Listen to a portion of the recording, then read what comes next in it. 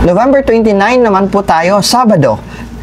Si Monkey ang kailangan mag-ingat, north na lokasyon ang kailangang iwasan.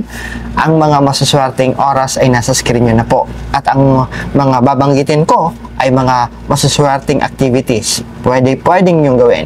Pagta-travel, grand opening ng negosyo, pakikipagsosyo sa negosyo, usapan at pagpaplano tungkol sa negosyo, business meeting, maswerte sa araw na ito. Trading is also maswerte. Pagbili ng bagong sasakyan ay maswerte sa araw na ito. Pagpirma ng kontrata ay maswerte rin sa araw na ito. Pagpaparehistro ng inyong mga properties, maswerte sa araw na ito. Groundbreaking para sa ipagagawang building ay maswerte sa araw na ito.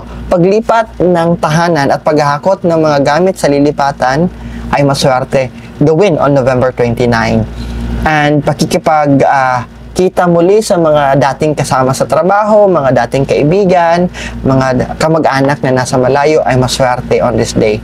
Pagtitibag ng building, tearing down a building or a residential structure ay maswerte on this day, November 29. Maswerte rin po ang araw na ito if you are planning to adopt a child.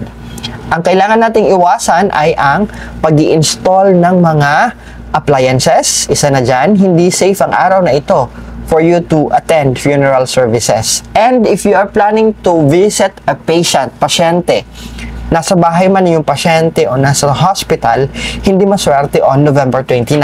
Bakit?